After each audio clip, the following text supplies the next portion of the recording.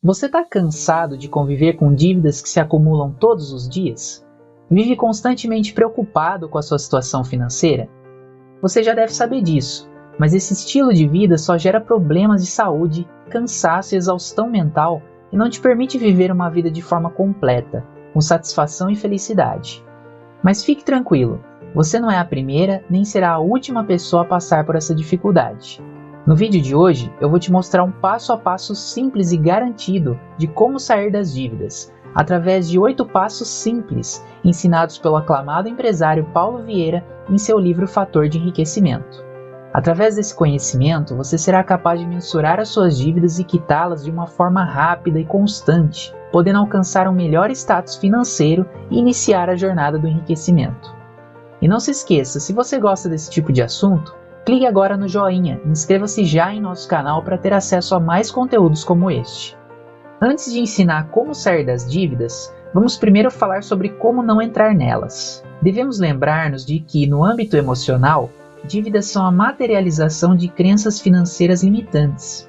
Já no aspecto cartesiano, dívidas vêm basicamente de se ter crédito. Afinal, só faz dívida quem tem crédito. Uma pessoa só pode dever na padaria se o dono dela lhe der crédito. Uma pessoa só deve no cartão de crédito se algum banco der esse crédito ou algum conhecido emprestar o cartão.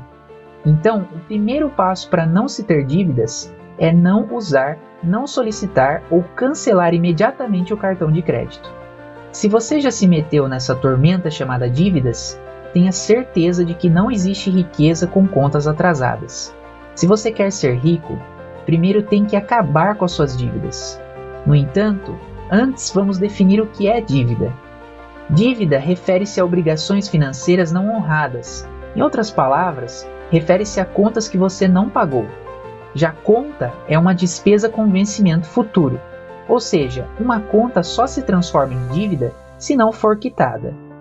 Existem pessoas que levam suas finanças como quem anda de bicicleta. Se pararem, caem. Sobre isso, uso um conceito que chamo de pedalar a bicicleta financeira. Pedalar a bicicleta acontece quando a pessoa paga todas as contas e não sobra nada para investir em ficar rico.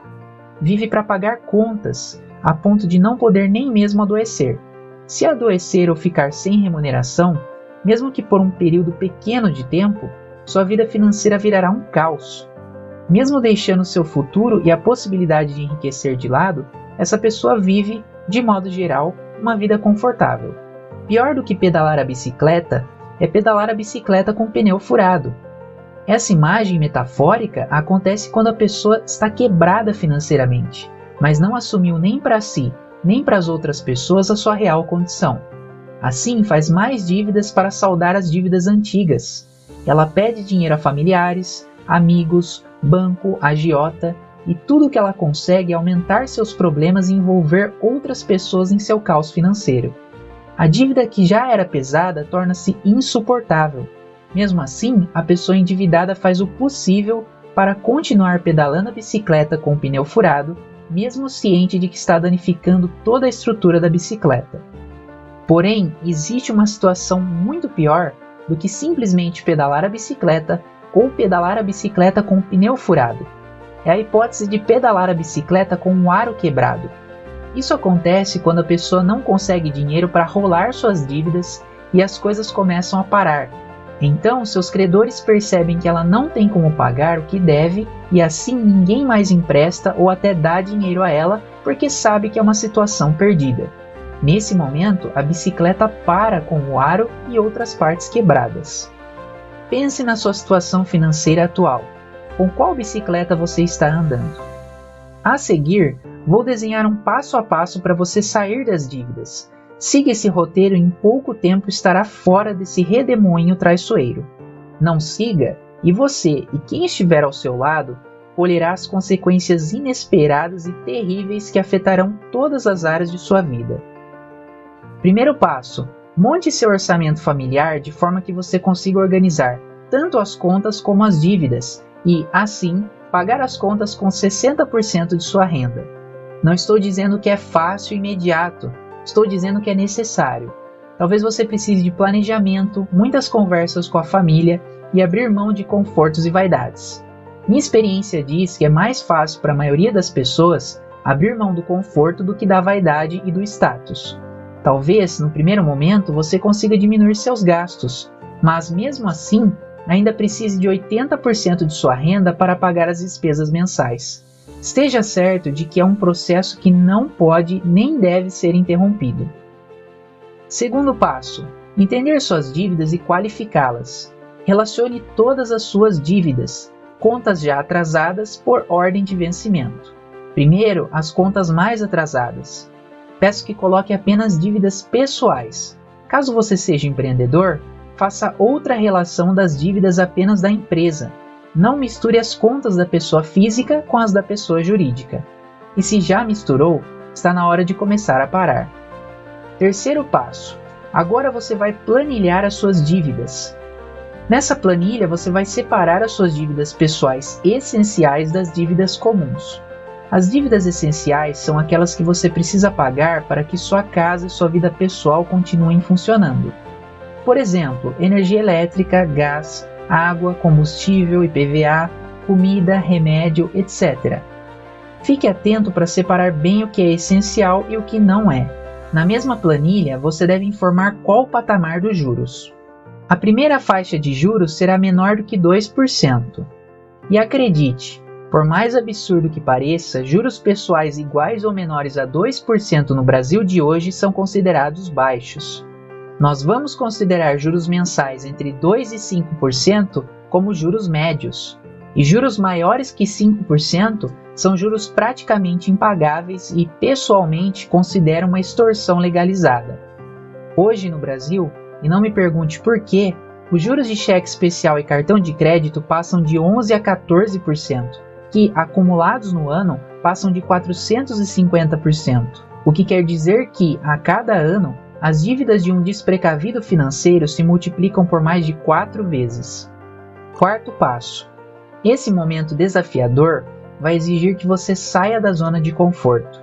É hora de negociar todas as dívidas com base em seu orçamento familiar e seus rendimentos mensais. Em toda negociação de dívidas, existe uma promessa de pagamento futuro. E, para que você honre seus novos compromissos, eu recomendo veementemente, em suas negociações, sempre se comprometa com prestações 50% menores do que você acredita que consegue arcar, e só faça isso mediante um orçamento muito bem organizado. Se possível, negocie primeiro as dívidas nas quais os juros sejam mais altos. Ao final da negociação, certifique-se de que conseguiu as melhores taxas possíveis. Afinal, deve ser seu interesse pagar a dívida, mas também deve ser do interesse de seu credor lhe dar condições de pagá-la, exceto as dívidas essenciais, que em geral não têm seus juros negociados. Eu o aconselho a buscar um advogado com experiência e vontade de ajudá-lo a negociar todas as suas dívidas. Se tiver um amigo ou parente com essa experiência e a firmeza e sangue frios necessários, será de muita utilidade. O ideal é que você não tenha nenhuma dívida com juros acima de 2,5%. Dívidas de cheque especial e cartão de crédito merecem uma atenção especial. Essas dívidas são as piores que alguém pode ter. Ou melhor, para ser pior do que elas, só se você tiver pedido dinheiro emprestado a um bandido sanguinário. Como os juros de cartão de crédito e cheque especial são altíssimos, você precisa urgentemente negociar essas dívidas com o banco. Isso, porém, só é possível se ainda estiver adimplente e com crédito no setor financeiro. Em outras palavras, com o nome limpo. Se seu nome estiver limpo, o banco tem a obrigação de lhe conceder um empréstimo com juros muito menores do que os do cartão e do cheque especial. Porém, levando em conta que o banco aluga dinheiro, quanto maiores os juros, maior o lucro do banco e mais fácil seu gerente bate as suas metas. Por isso, nem sempre é fácil conseguir uma negociação justa com essas instituições. Então, mais uma vez, alerto que você talvez precise da ajuda de um negociador experiente. Quinto passo.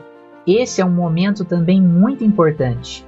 Com base em seus rendimentos, seu orçamento familiar e também nas negociações que você conseguiu, seja sincero com você mesmo e decida quais dívidas é capaz de quitar e quais não é. Sexto passo. Conseguir arcar com todas as dívidas e manter seu lar e vida funcionando é o melhor dos mundos. Cabe a você aprender a aumentar seus rendimentos e acelerar a jornada do enriquecimento. Caso não consiga pagar as prestações de todas as negociações, mesmo com prazos mais clássicos e juros substancialmente menores, você precisa voltar à planilha de seu orçamento familiar e reduzir ainda mais as suas contas. Por exemplo, vender seu carro e andar de táxi ou Uber, ou ainda mudar-se para um apartamento menor, mais barato e com localização estratégica. Alguns poucos sortudos têm um parente endinheirado e disposto a dar ou emprestar dinheiro a juros baixíssimos. Se é esse o seu caso, faça isso logo, mas só se não estiver pedalando a bicicleta de pneu furado. Caso contrário, você dará um calote em quem o ama e está disposto a ajudá-lo. Repito mais uma vez, que você só deve assumir uma negociação se for capaz de arcar com ela. Caso não tenha mais nada a reduzir em termos de gastos, e mesmo assim não consiga arcar com os parcelamentos de suas negociações, chegou a hora de ir para o sétimo passo. Sétimo passo. Faça uma relação de todas as contas que não consegue pagar e procure um advogado de confiança. Com ele, veja as consequências imediatas e futuras para cada conta em que tiver de fazer uma moratória unilateral. Como diz o ditado, não adianta ser mais realista que o rei. Se você não consegue pagar, não adianta se comprometer em fazer o que é impossível. No Brasil, pessoas não são presas por inadimplência. Então, você precisa de muito planejamento e não deve ceder aos cobradores mais agressivos que baterem à sua porta. Oitavo passo. Faça um planejamento de modo que consiga viver com, no mínimo, 60% dos seus rendimentos. Quando chegar a esse patamar, você estará iniciando a jornada do enriquecimento. Falo tudo isso também por experiência própria de quem viveu e superou todos os desafios, as limitações e humilhações das dívidas. Tudo passa, as dívidas também, se você fizer a coisa certa. Boa sorte e haja, pois eu estarei esperando você lá no alto da montanha do enriquecimento.